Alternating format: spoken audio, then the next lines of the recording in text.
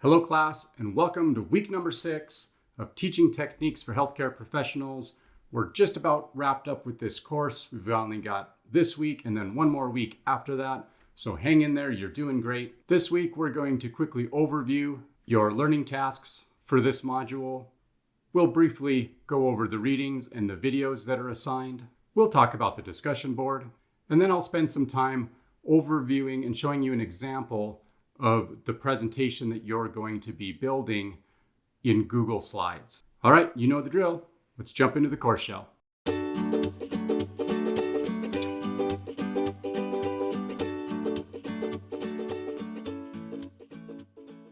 All right, so here we are on the course shell. We're on the home page. We're just going to scroll right down here to week number 6. And the first page of the module we see is the weekly overview.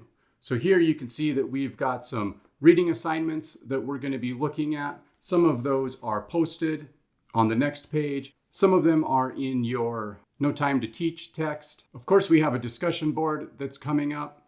And then your weekly assignment for this week is the presentation in Google Slides.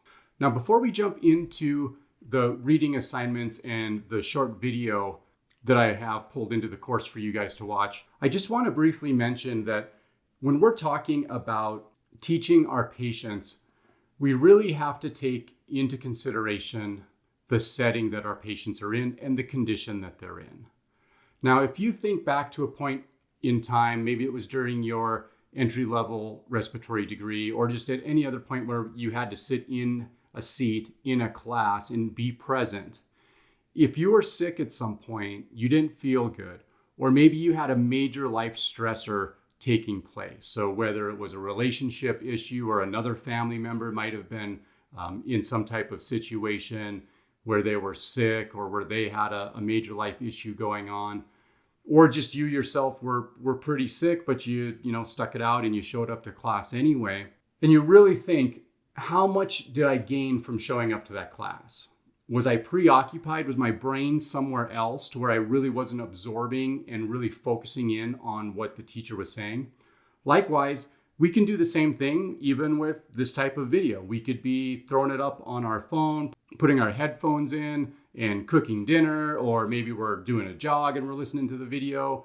Maybe the kids are running around and the dog's barking. Maybe it's a night shift and you're sitting at the workstation near a patient's room. All of those things can be major distractors to you learning the material. And yeah, you're sort of washing over your brain with it, but it's not really ever sinking in. It just kind of goes over and then just continues to go by instead of being absorbed. Consider your patients to be in that same state of distraction. They don't have an ability to really focus in the moment when they are feeling terrible because they're sick. They've got a major life stress going on because they're in the hospital. Maybe they have a financial consideration that's going to be a struggle for them. Maybe the insurance company is giving them problems. Maybe one of the handful of healthcare personnel that's been in to see them just wasn't polite or kind or caring for them the way that they really needed to be cared for at that moment. Maybe they've got other life issues outside of them being in the hospital, and all of this is just kind of piling on them.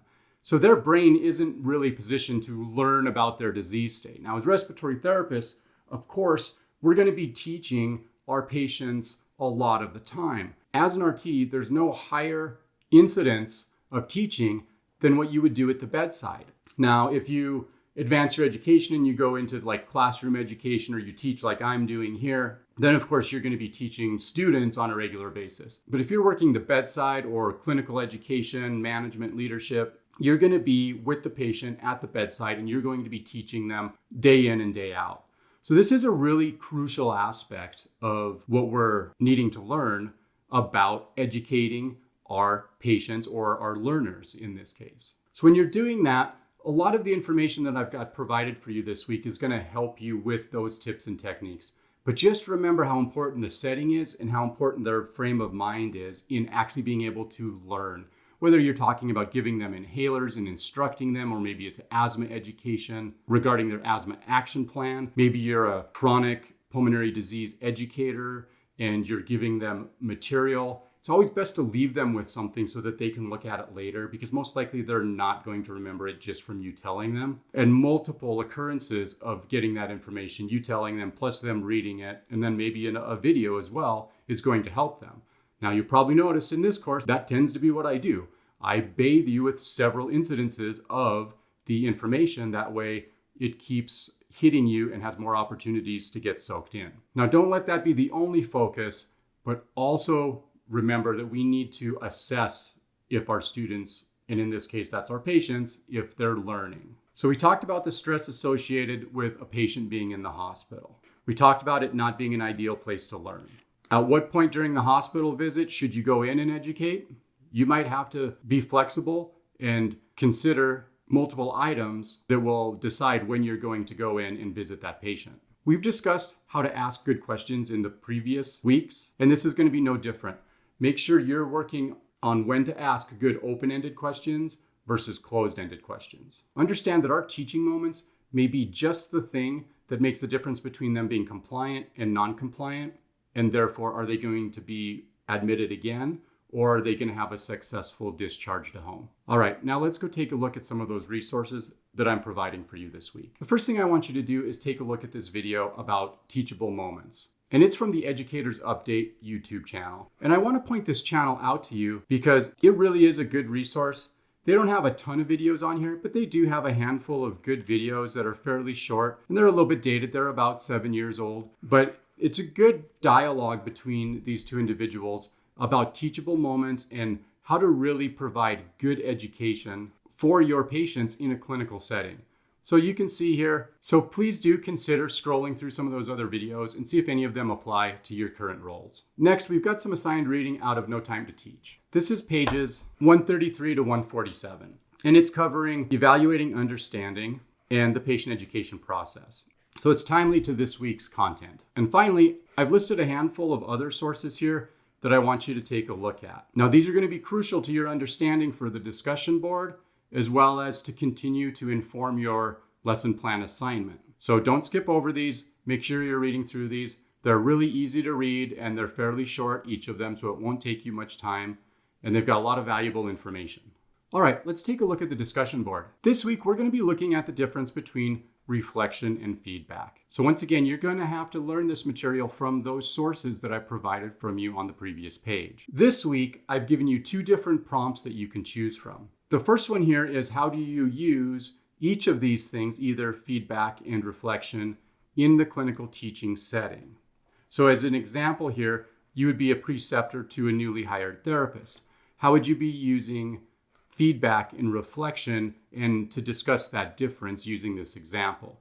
Now, because our week here is about patient education, that would be another great opportunity to bring in what you've learned from this course's material to demonstrate that knowledge about patient education in this prompt. Make this personal to your experience. So here I've also prompted you to identify which of the tips you've taken from the readings and to see which of those you've employed well in the situation, as well as situations that you feel like maybe you could have done better. Alternatively, you can choose from a second prompt this week, and that is it better to teach chronic disease management in a group setting, such as a rehab group or in a classroom, or is it better one-on-one, perhaps at the bedside or in an office setting where you bring the patient in post-discharge to be educated by you? So in this prompt, you're going to make a post supporting either the group setting or the individual setting via the patient education, and include some of the adult learning principles that we read about this week. Discuss your strategies, the patient being an active participant in this process, teachable moments, and so on, again, demonstrating the knowledge of the material that you've consumed this week. All right, let's move on. Now in week 6, we're continuing to build out our lesson plan project assignment for the term. Now at this point, you've picked your topic, you've narrowed it down, you've looked at objectives, you've done your alignment, and then in your lesson plan from week 4, you were able to really build that out and add in a lot of detail about your content, and then of course your assessments as well. And within that all, we've been learning how we are going to be effectively teaching different learner categories, such as the patients and the students, in either clinical setting or classroom settings. And then we've also started to discuss how we're going to assess them. Now, all of that is within the bigger picture of us organizing our teaching and using proper techniques to effectively educate that student or that learner.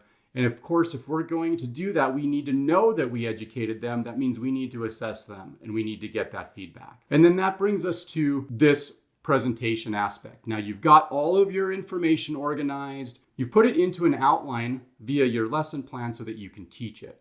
Now you need to put it in a format, in a presentation format, so that you can present it to your students during the learning time. We're going to do that here by presenting a Google slide, similar to a PowerPoint, just using the Google platform instead. Now I've listed here some of the key items that your slideshow must contain. And you'll see these come up as we go through the slideshow example that I've provided. So you can access that by clicking this link here, and it's going to pull up a PDF of the slideshow for you to look at.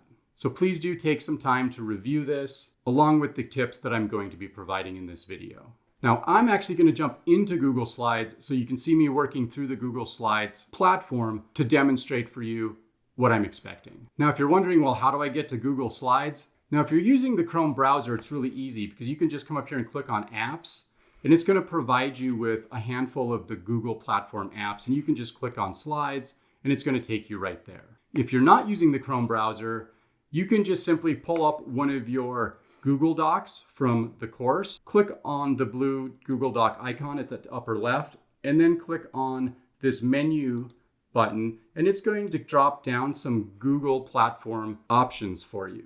And here you can just click on slides and it will take you right there. All right, so here we are in the example Google Slides. Now I want to make it very clear from the beginning, you do not have to present this. You're not going to be turning in anything with audio voiceover or any type of speech or no video with you presenting the slideshow. That's not what I'm looking for. I want to see you putting your lesson plan into action in the format of the presentation slides, but I don't want you to present it. You'll be presenting plenty in different classes. Again, this class is more about organizing your teaching and giving you those techniques. I'm not so much worried about listening to you present at this point in time.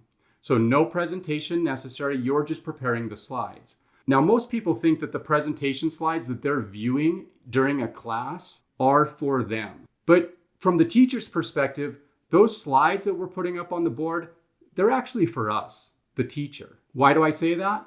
Well, because each of those slides is going to guide me through the content. Now think back to your lesson plan and how you structured that out through the template. Your Google Slides are going to be structured similar. You're going to go objective by objective. And as you're going through that objective, you're going to have parts of your content that you need to be reminded to talk about. Now, there's no way we're going to get all of that content on the slide.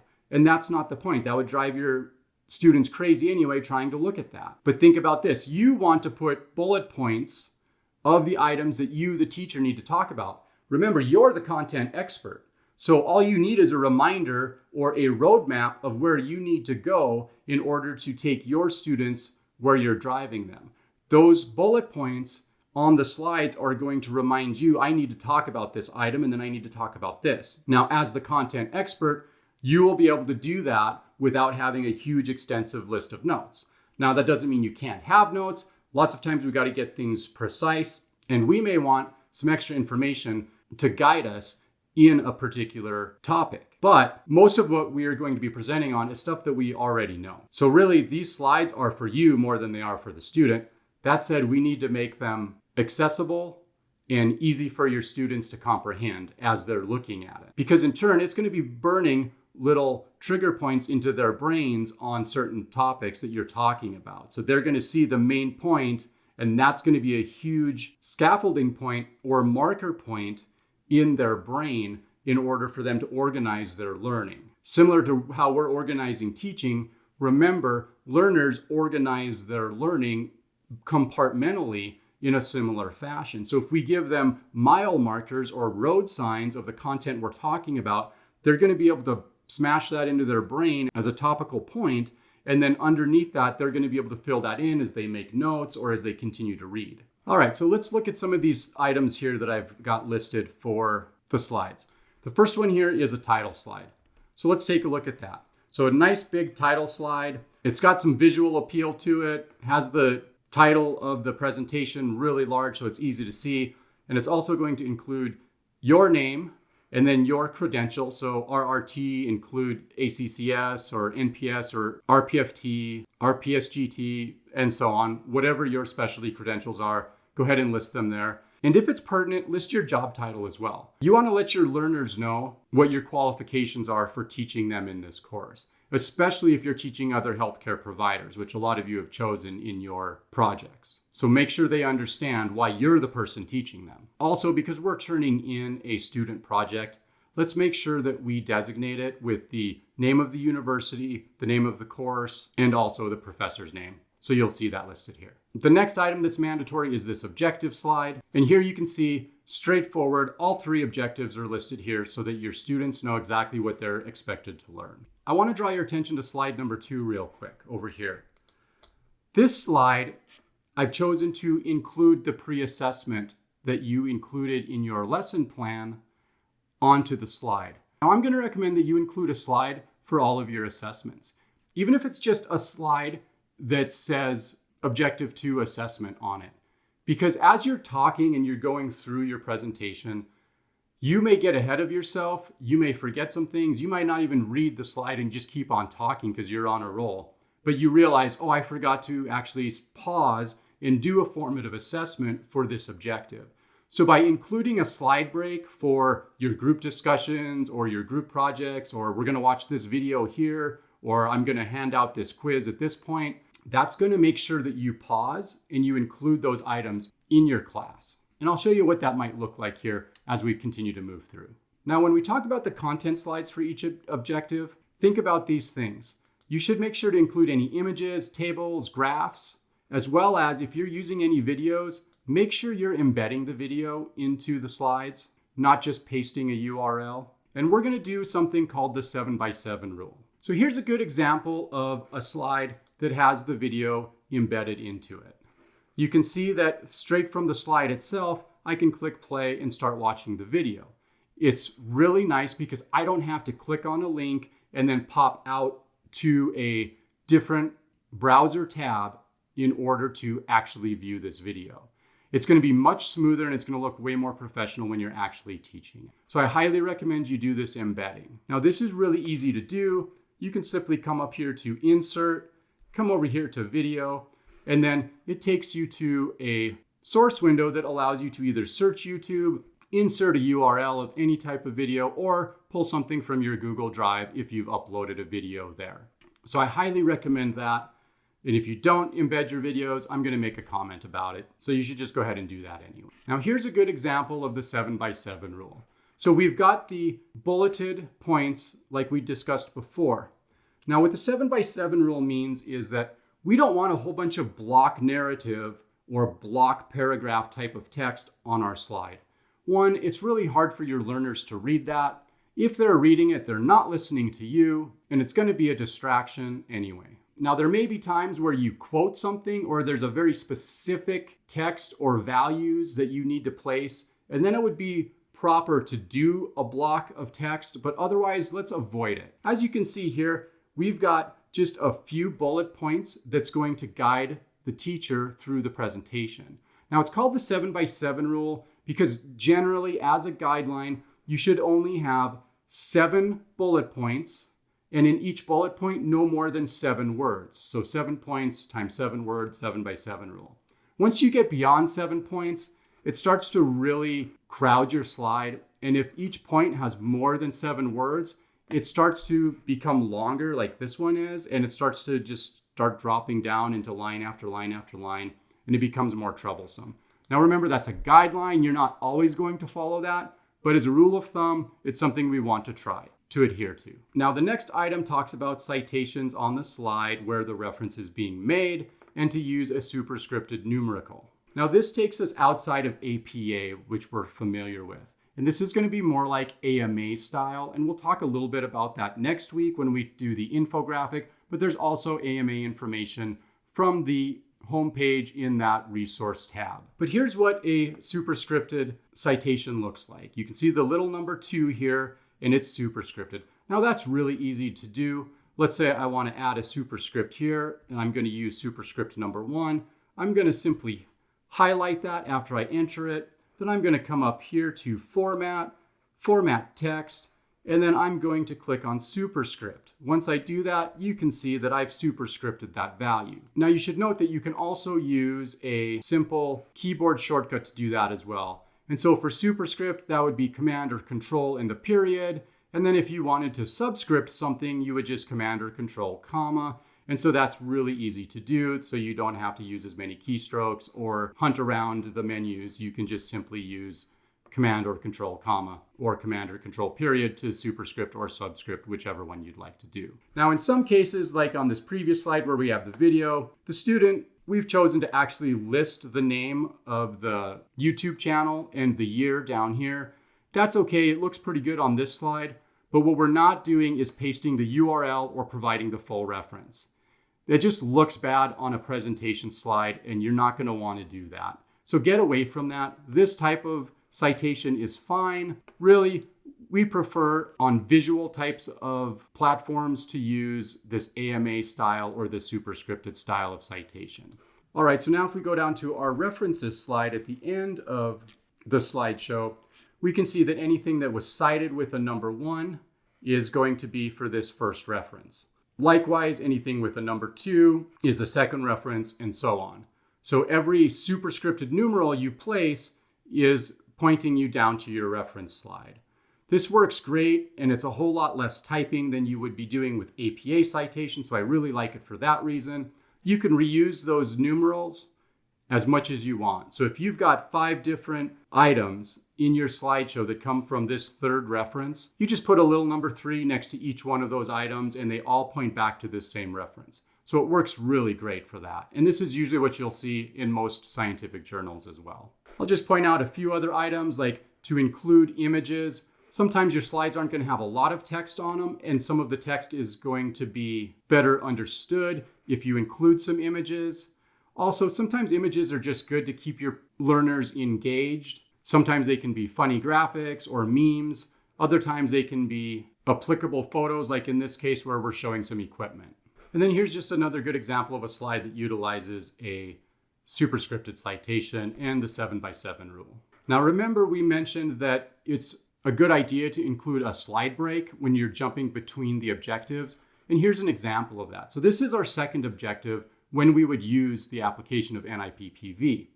And so here I just used a different themed title slide in order to make it obvious to me that I'm now switching. I've jumped into a new objective, but it also makes it clear to that learner that, hey, we're moving on to a different content topic. This is also a great time to remind myself, hey, did I do a formative assessment on objective 1?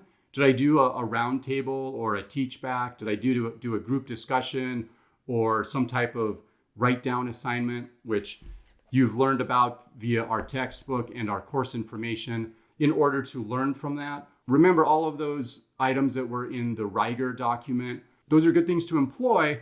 And if you set up your slideshow where you've got these breaks in it or these headers or these topics, that's going to remind you that, hey, I need to still do this. I need to build that in. You don't have to, but some people choose to build those assessments into your slideshow as well. Once we get towards the end of our slideshow, we want to make sure that we include a summary slide. Here, I've chosen to label it as overview, and it just simply goes over a lot of the things that we've discussed, but in brevity. So it's going to list out all of the objectives, and it might tell you how you met that objective, what you were taught. And it doesn't have to be only those objectives, but it can go into a little bit more detail. Again, here, following the 7x7 rule works really well. A few other things that are kind of nice that I want to point out as we move forward is emphasizing some of the text on your screen when it's necessary. So for example, here we've used underlining. You can also use bold. You can increase the size. You can put boxes around them. If you're familiar with PowerPoint,